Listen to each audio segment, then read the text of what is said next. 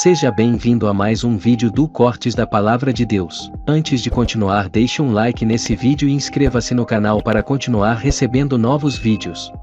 Tem uma frase que fala que o meio em que nós estamos inseridos nos influencia. Então, ele começa a nos mover. Agora, não é só isso, né? Levando para um lado teológico, todo ser humano sabe que há um ser. Entende? Mesmo que às vezes não tenha uma compreensão do que é Deus, do que é teologia, do que é Bíblia, do que é Pai, Filho, Espírito Santo. Não tem essa clareza, mas sabe que há um ser, há uma força, né? Há uma força. Aliás, outro dia na sala de aula da faculdade, uma professora me questionou isso, né? Ela é ateia, não acredita em ordem espiritual, e a gente começou um pouco essa discussão, né? Boa parte dos amigos não compreenderam isso, né? Entravam no meio como se a gente fosse discutir um nível quase que agressivo, mas não, estava super, super controlado em relação a isso. E ela trazia, tipo, Deus não existe, né? Ali, claramente dizendo, Deus não existe, né? E as outras verbalizações que fazia com que a nossa fé fosse desclassificada, a ponto de emocionalmente, né, eu falar, não dá para engolir isso, né? Às vezes a gente vê mensagens, vídeos na rede social de testemunhos isso, né? Tem até filme também, né? Um jovem tentando provar que Deus existe. A gente acha que isso não vai acontecer com a gente,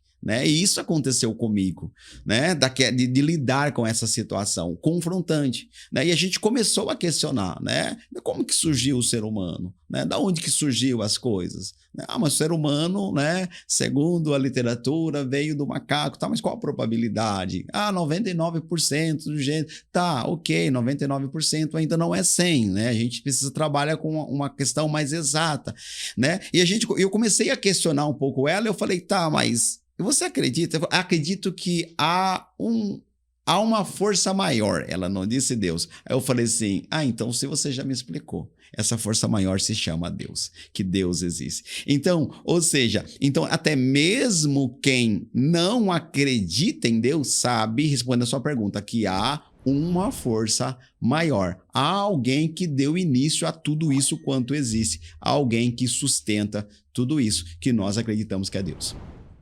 E clinicamente, cientificamente, o que você acha que leva uma pessoa a se tornar ateia, por exemplo, ateu?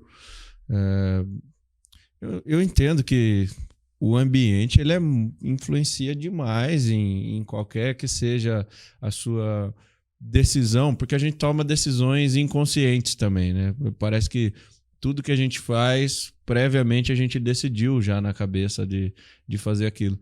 Mas um paralelo, assim, cientificamente, o que você acha que leva uma pessoa a perder essa fé em algo superior, em Deus, enfim?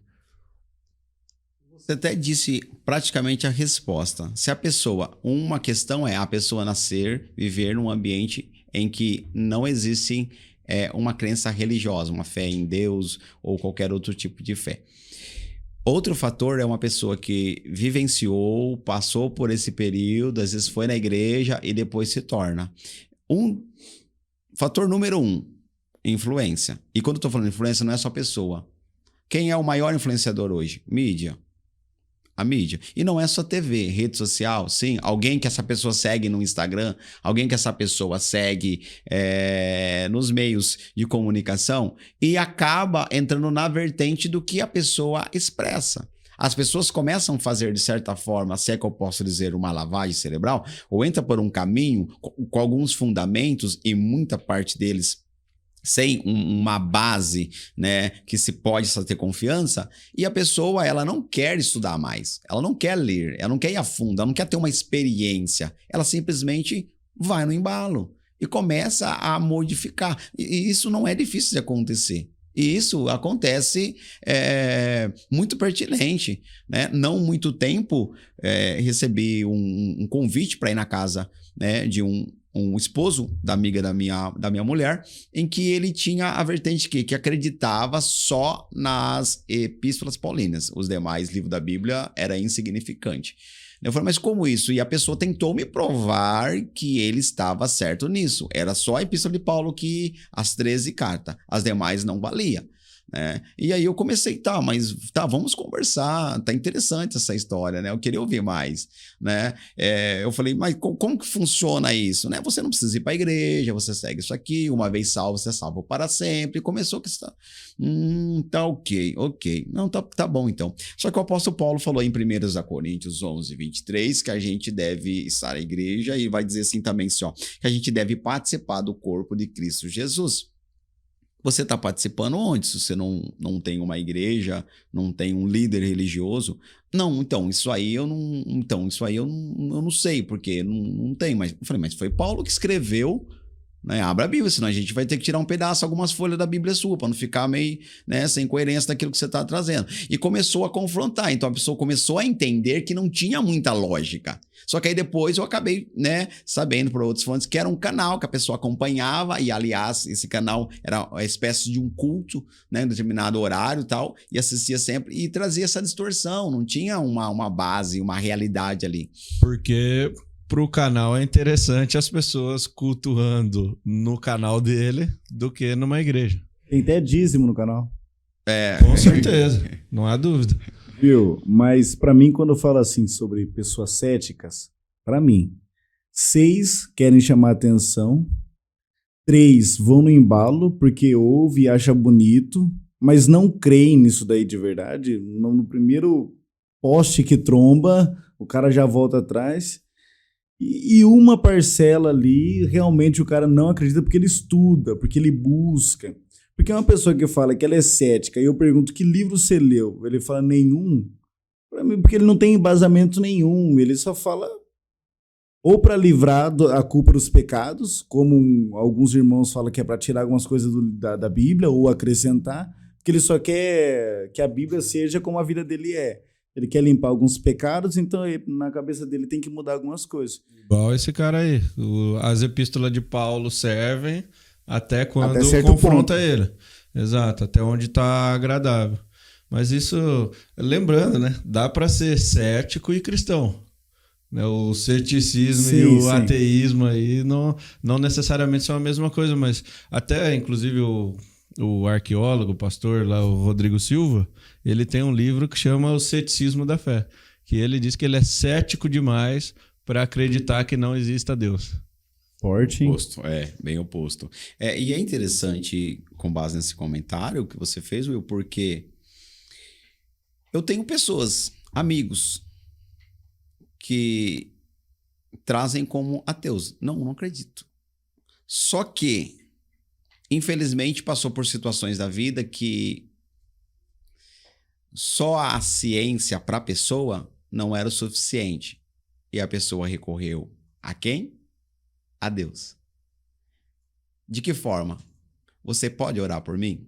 Você pode pedir para as pessoas, colocar meu nome, né? Aí lembra daqueles caderninhos de oração, né? Lembra das pessoas que ainda têm esse perfil de cristão que ainda ora, que é essencial. Então, o que acontece? A pessoa passa a recorrer a Deus.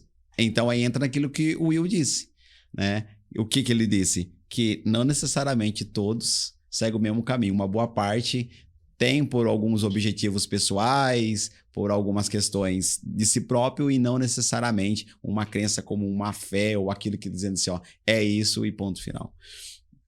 Legal. É bom a gente entender. A gente sabe que em todo tipo de crença ou descrença vai ter uma galera ali que eles estão ali pelo motivo errado. Seja fazendo a coisa errada ou fazendo a coisa errada ou fazendo a coisa certa, eles estão ali pelo motivo errado, muitas das vezes.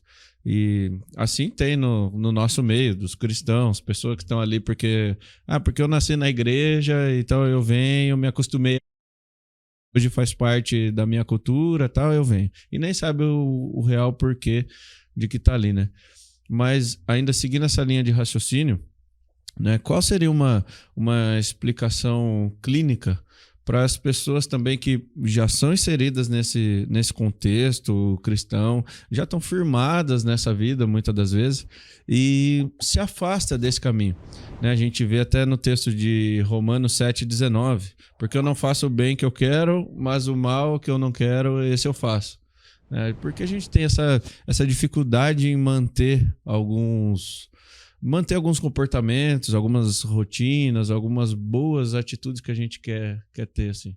Bom, a sua pergunta foi ligado à questão clínica.